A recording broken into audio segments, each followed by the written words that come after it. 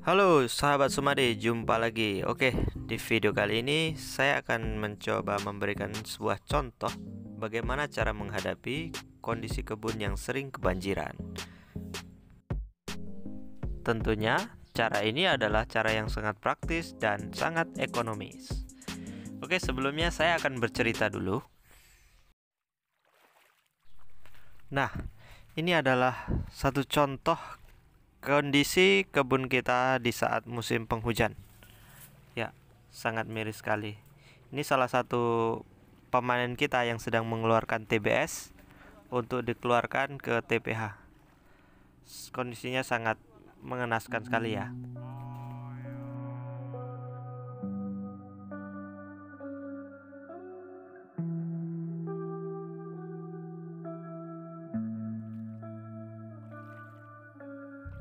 Ya, kalau kita melihat ini kasihan ya. Lihat, dia membawa 4 tandan aja udah nggak sanggup, jadi harus diturunkan karena kalau didorong terlalu berat. Jadi dari sini kita mempunyai inisiatif, nanti kalau pas musim kemarau itu akan dilakukan pembuatan pasar pikul. Lihat, kasihan sekali.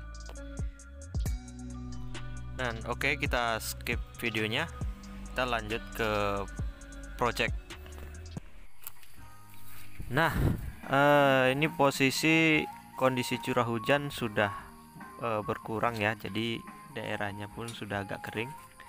Ini operator kita sedang prepare untuk melakukan staking. Ya, kita menggunakan mesin tua, jadi sebelum bertempur kita harus prepare dulu. Ini kita cek dulu filter minyak, filter oli, agar nanti kita bertempurnya itu bisa sempurna, jadi nggak ngandat-ngandat gitu.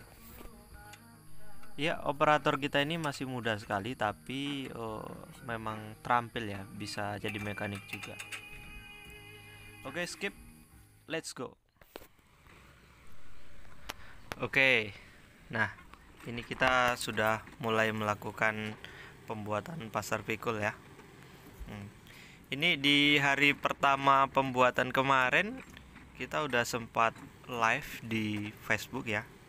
Itu kita langsung live di grup Samade, dan itu banyak kali yang bertanya, itu bang, sawitnya udah tinggi-tinggi kok nggak sekalian ditumbang gitu kan. Jadi sebenarnya ini belum begitu tinggi, cuman karena rawa jadi tampak tinggi gitulah ya. Intinya masih bisa dimanfaatkan lah. Jadi melalui video ini saya akan coba jawab satu persatu pertanyaan dari rekan-rekan Samade di grup ya. Terus tentang, ada juga yang nanyain itu pelepahnya kok kuning-kuning, terus agak banyak yang mau mati juga katanya. Ya, itu karena apa? Karena memang melakukan perawatannya itu sulit di sini. Karena yaitu tadi sering kerendam banjir, jadi agak sulit. Dan ini kebetulan alat berat lagi bekerja di daerah sini, jadi kita bisa panggil cepat. Terus ada juga yang bilang, kok nggak dibuat parit aja bang? Nah, jadi gini, saya kasih sebuah contoh. Nah, ini contoh kebun kita yang satu lagi. Ini memang sengaja kita buat parit seperti ini. Memang rapi, tapi ini manennya itu sangat susah karena pemanen harus lompat-lompat parit. Apalagi buahnya itu memang harus dilemparkan biar bisa masuk ke pasar pikul. Nah, apalagi kalau buahnya sempat nyemplung ke dalam parit, itu susah sekali mengangkatnya. Jadi ini cuman enak di jalan, tapi untuk mengangkut buahnya itu sangat sulit. Jadi itulah alasannya kenapa tidak kita buat parit. Oke, next, lanjut ke pertanyaan berikutnya. Terus ada yang nanya, bang, kira-kira lebih mahal mana, buatan manusia atau pakai ekskavator? Ya, dari pengalaman saya tentu lebih mahal pakai manusia ya.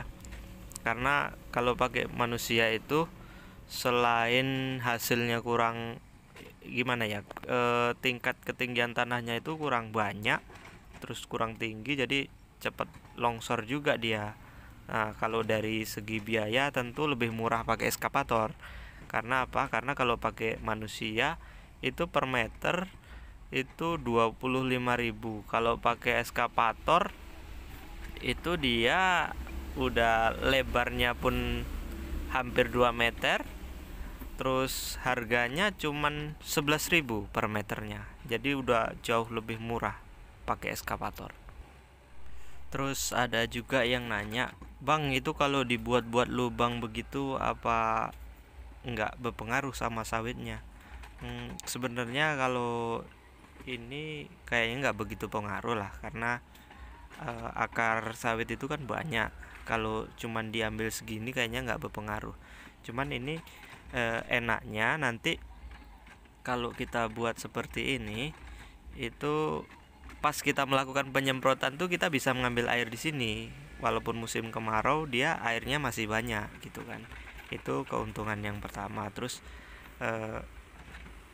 keuntungan kedua, seandainya pelepah-pelepah itu udah membusuk kan otomatis masuk ke lubang itu juga. Jadi kita udah dapat pasar pikul yang tinggi, terus lubang-lubang itu pun mudah tertutup tanah dari pembusukan pelepah-pelepah tadi atau gulma-gulma yang udah mati. Ya, kalau dibandingkan dengan yang sistem pembuatan parit, itu malahan parit itu jadi penghambat ya, jadi penghambat pemanen. Waktu dia nurunkan buah bisa kecemplung. Jadi agak lebih besar resikonya kalau kita buat sistem parit ya. Terus ada lagi yang nanya, "Oh, Bang, kenapa nggak sekalian dibuat tapak timbun aja itu di apanya, di sawitnya?" Oh, kalau itu kayaknya nggak sesuai sama videonya, karena videonya kita ini tujuannya untuk mencari solusi yang ekonomis atau dengan biaya yang sangat murah tapi hasilnya maksimal. Nah, bayangin aja kalau membuat pasar pikul aja kita udah dikali per meter itu kalau 100 meter berarti 1.100.000 ya, itu udah cukup besar ya. Apalagi kalau kita buat sistem tapak timbun itu meterannya udah banyak banget. Seandainya lah kita pakai hitungan per jam, itu mungkin sangat memakan biaya yang sangat besar. Karena apa? Karena kalau kita hitung per jam itu kita dikali 650.000 rupiah. Jadi kalau 10 jam itu udah 6.500.000 kalau 10 jam ya. Terus masih banyak lagi pertanyaan yang belum bisa kita jawab, karena memang kalau kita jawab semua ini videonya sangat panjang sekali, nanti jadi bosen. Jadi langsung aja kita ambil sebuah kesimpulan bahwasanya memang cara yang lebih ekonomis itu memang menggunakan eskavator, dan yang kedua itu sistemnya nggak usah kita membuat parit. Jadi kita ambil di bagian pasar mati itu cukup kita membuat seperti lubang-lubang sumur yang suatu saat dia akan ketimbun oleh busuknya pelepah-pelepah dari kelapa sawit itu sendiri. Terus selanjutnya dia nanti ini lebih ramah ya, jadi pemanen tuh nanti nggak kesulitan atau tidak terganggu dengan pembuatan pasar pikul seperti ini. Kalau dari segi biaya udah jelas menang ya. Jadi mungkin itu aja video dari kita. Mungkin sampai jumpa di video-video berikutnya ya. Oke, terima kasih.